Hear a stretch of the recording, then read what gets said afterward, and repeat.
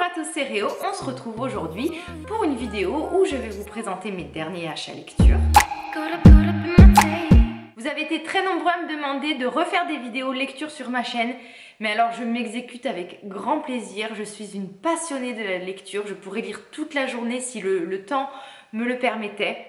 Alors, j'aime principalement tout ce qui est livre de développement personnel, mais sinon j'adore tout ce qui est roman policier, thriller, roman historique aussi j'adore, et après aussi un peu roman un peu plus léger, mais en général c'est toujours autour voilà, de ces 3-4 thèmes là que je m'oriente en général. Alors je vais commencer par tout ce qui est livre de développement personnel.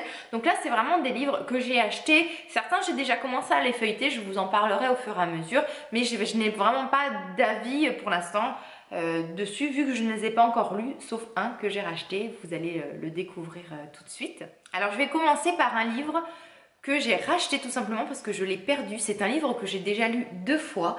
L'homme qui voulait être heureux de Laurent Gounel. Je trouve que c'est un livre c'est un roman hein, dans un premier temps, mais qui a eu beaucoup d'impact positif dans ma vie. Il m'a fait énormément de bien. Donc je vais vous lire un peu le résumé. Vous êtes en vacances à Bali et peu de temps avant votre retour, vous consultez un vieux guérisseur, sans raison particulière, juste parce que sa grande réputation vous a donné envie de le rencontrer. Son diagnostic est formel, vous êtes en bonne santé, mais vous n'êtes pas heureux. Bon, je m'arrête là, je ne vais pas vous lire tout le résumé. C'est un livre qui m'a fait énormément de bien, que j'ai vraiment très envie de relire, que je conseille vraiment à toutes les personnes qui recherchent voilà, qui se posent des questions, qui ont envie de se sentir mieux dans leur vie, de cheminer, d'avancer, de grandir, de se sentir mieux dans leur peau, dans leur tête.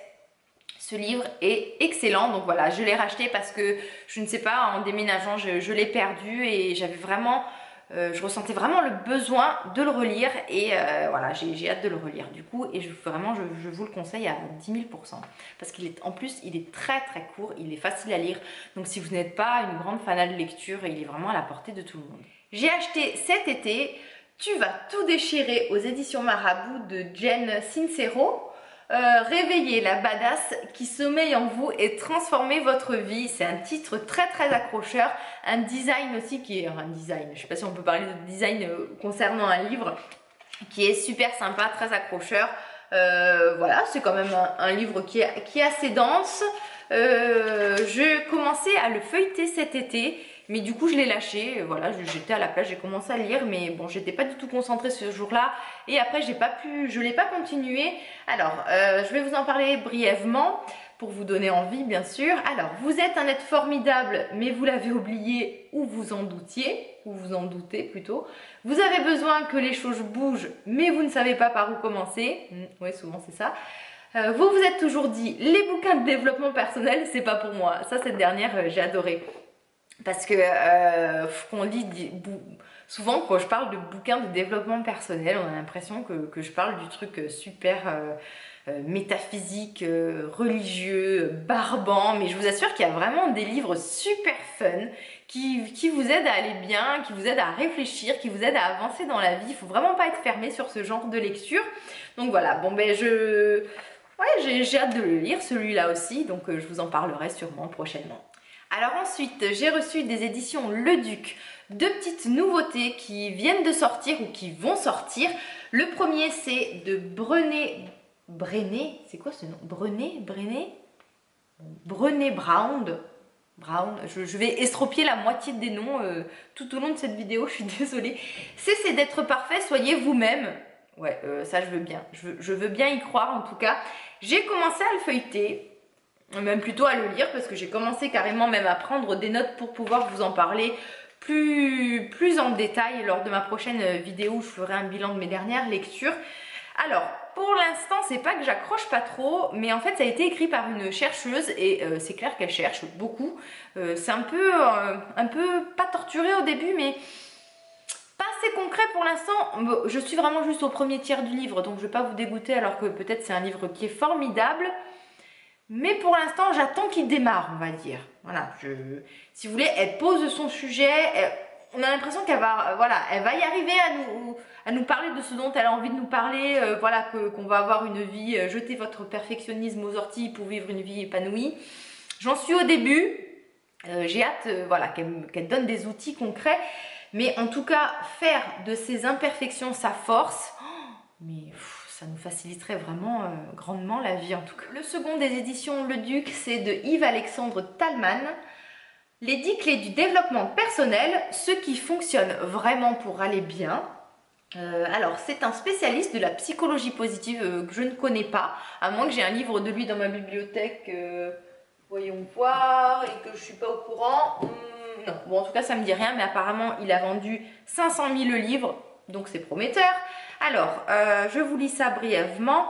Vous pensez que pour être heureux, il vous faut cultiver une façon de penser positive, réaliser vos désirs ou vivre des événements particulièrement réjouissants, ou bien qu'il est nécessaire de connaître la cause d'une difficulté pour la résoudre. Et si ce n'était que des idées reçues et contre-productifs? Ah, ça a l'air d'être pas mal. Ça a l'air d'être pas mal du tout. Ouais, c'est un livre qui a l'air assez concret quand même. Il y a à peu près 200 pages. Ouais, j'ai hâte de vous en reparler, de découvrir ça. Ça a l'air d'être pas mal. Ouais. Allez, on continue. Maintenant, on va parler de romans. J'ai acheté, ou plutôt j'ai racheté, Les 10 petits nègres. Alors, je réfléchis quand je dis racheter parce qu'en fait, c'est l'un des premiers romans policiers que j'ai lu. J'ai lu ce livre, je devais avoir 10 ou 11 ans. Et c'est ce livre d'Agatha Christie qui m'a fait découvrir les romans policiers et qui m'a fait adorer ce type de lecture. Après avoir lu ce livre, j'avais même commencé à écrire un roman policier, je me rappelle. C'est un grand livre c'est un grand rêve pour moi d'écrire un livre. Ouais, je rêve d'un jour d'écrire un livre, mais je suis absolument nulle en écriture, donc c'est un peu compromis comme rêve. Alors donc voilà, Les 10 petits nègres, c'est un très grand classique. J'espère que je vais réussir à le faire lire à mes enfants. Encore faudrait-il qu'ils aiment lire. Ouais, quoi que ma petite Clara, elle adore la lecture, donc je pense que je vais réussir. Mon fils, c'est pas gagné, mais voilà, pour moi, ça fait partie des classiques.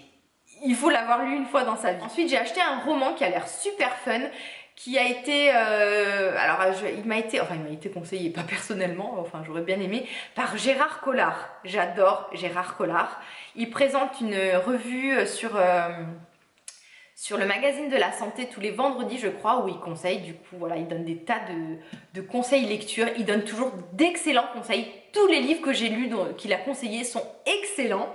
Donc là, La drôle de vie de Zelda Zonk, déjà rien que le nom du titre est assez accrocheur.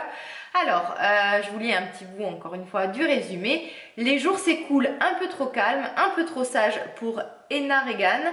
Lorsqu'un grave accident de voiture la cloue sur un lit d'hôpital, la campagne irlandaise a ses charmes, ainsi que son romancier de mari, mais rien de pétillant.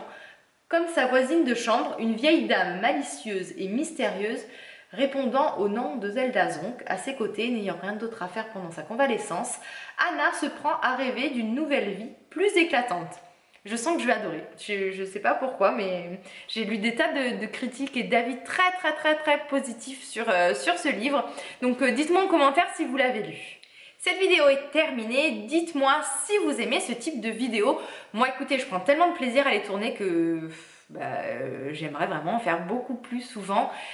Du coup, le prochain opus, ce sera sur les livres que j'ai lus. Je vais essayer à chaque fois de vous présenter des livres que j'achète et je vais quand même essayer de les lire, tous ces livres.